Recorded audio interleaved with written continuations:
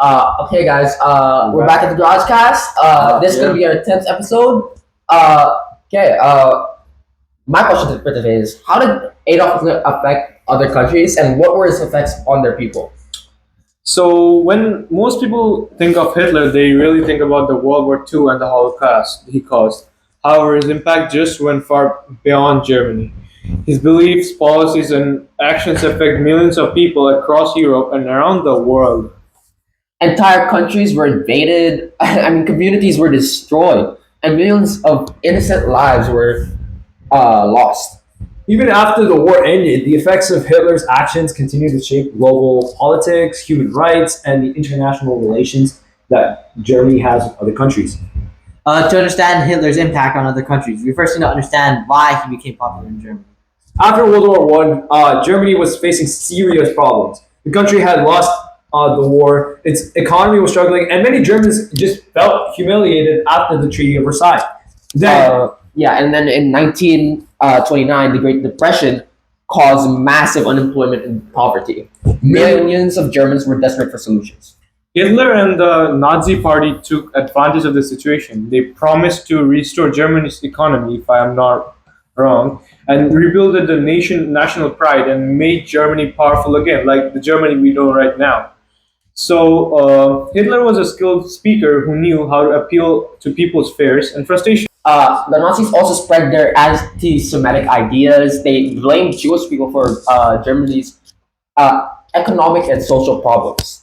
And they used this to offer simple answers to complicated issues, which attracted many voters looking for someone to blame. Hitler also promoted the idea that Germans were a part of a superior race that deserved to dominate Europe. And how many of Germany supported this vision? I'm not sure about the specific number, but many Germans supported this vision because they believed it would restore Germany's status as a major world power. but unfortunately, these ideas would lead to devastating consequences for millions and billions of people, if not.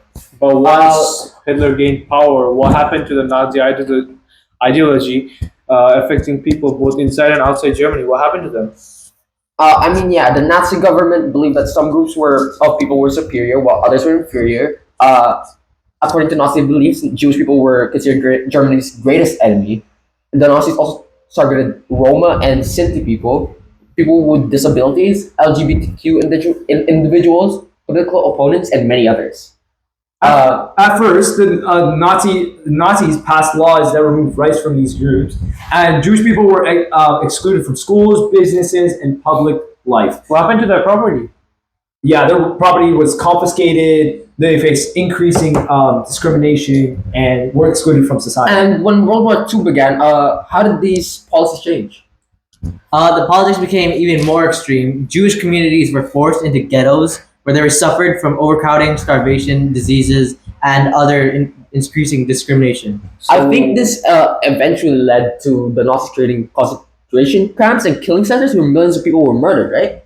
The genocide is called the Holocaust, if I'm not wrong, right? Yeah. The Holocaust resulted in the deaths of approximately 6 million Jewish people and 6 million? another 5 million victims from other targeted groups. That's crazy. So Entire 11 million families, 11 million. communities, and cultures were destroyed.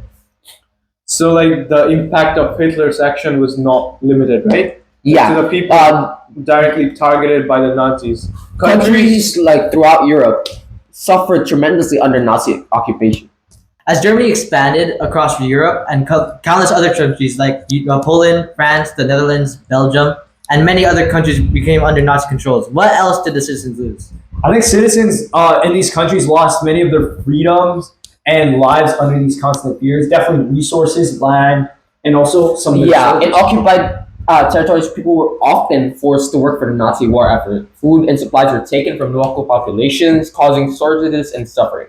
And what happened to the people who resisted? Say no. Those who resisted Nazi rule faced imprisonment, torture, and execution. The Nazis viewed many Eastern European people, especially the Slavic populations, as racially inferior. And what was the result of that?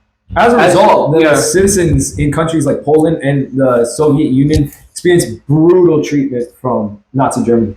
Millions of people became refugees as they fled violence and persecution, right? What happened to the families?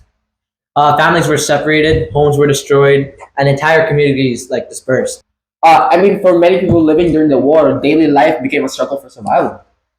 Yeah, so like the effects of Hitler's policies were also felt in countries that were never occupied by Nazi Germany during that time.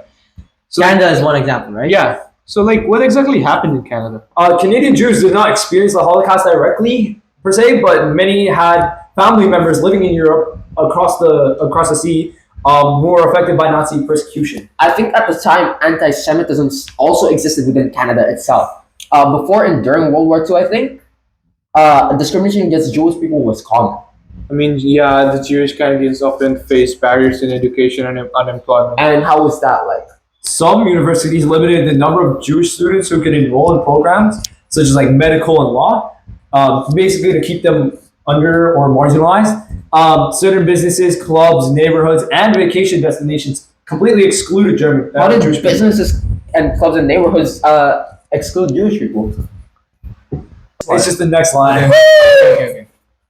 And even no Jews or dogs allowed could be found in some places during the 1930s and 40s. Canada also accepted very few Jewish refugees fleeing Nazi persecution. How did immigration officers from Canada consider Jews? Immigration officially considered Jews among the least desirable immigrants. And what did this mean for the people seeking safety? It meant that many people seeking safety were denied entry. I mean, despite all these challenges, the Jewish Canadian played an important role, like a really important role during and after the war. And what was this role? I mean, many served in the Canadian Armed Forces and others participated in relief efforts to help. Holocaust survivors rebuilt their lives after the conflict ended. So that's a major W, that's what we call it, right? Another major effect was Hitler was one of the outbreaks during World War II itself. Yes. When Germany invaded Poland in 1939, Britain's and France's declared war became the largest conflict in human history. How long did the war last again? I think the war lasted 6 years and involved countries from every inhabited continent. I mean, tens of millions of soldiers and civilians died. Cities were absolutely destroyed by bombing campaigns, and entire regions were left in ruins. Well, what were the cost of these ruins in these structures? I think the economic costs were enormous. Factories, transportation systems, and infrastructure across Europe were all damaged or destroyed. Many countries spent years rebuilding after the war ended. Governments faced the challenges of providing food, jobs, shelter, and support for millions of displaced people. I mean, yeah, the scale of destruction was really high. It was caused by Hitler's aggressive expansion, and it made recovery a long and a difficult progress. The effects of Hitler's actions continued even after World War II ended in 1945. I mean, yeah, before the war, several European countries controlled large colonial empires around the world. However, the war really weakened those kingdoms. It also weakened the nations such as Britain, France, Belgium, and the Netherlands. These countries have lost significant amount of money, resources, and manpower during these conflicts. And what was the result of that? As a result, they were no longer able to maintain control over their overseas territories. Yeah, over the following decades, colonies in Africa, Asia, and other regions gained independence. In this way, Hitler's war indirectly contributed to major political changes around the world and helped reshape the balance of global power. I think one of the most important long-term effects was the way people viewed racism and extremist ideologies after the war. The horror of the Holocaust exposed the deadly consequence of ideas based on racial superiority and hatred. As a result, Nazism became widely discredited around the world. Although extremist groups still exist today, Nazi's ideology is generally viewed as morally very wrong and really dangerous. How did the international community respond? How did the international community respond to this? I think the international community responded by creating new organizations and agreements aimed at protecting the human rights. Countries became more aware of the need to prevent genocide, discrimination, and persecution as human morals would. So basically, what you're saying is the lessons learned from World War II continue to influence education, law, and international relations today. I mean, many schools teach how the Holocaust to ensure the future generations understand the consequences of prejudice and hatred.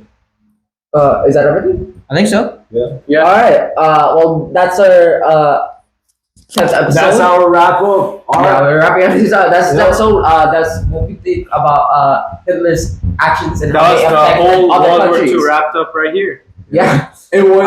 Well, that's it. We'll see you guys next time. Peace. Well, we didn't get you back. It's a good thing you came back, Rita. Yeah. Oh, mine just came out of the ditch. It was kind of hard. But we did find Jaden, though. And then- Great. I'm here for what is radiator? Oh, Oh, you can put Jaden, though.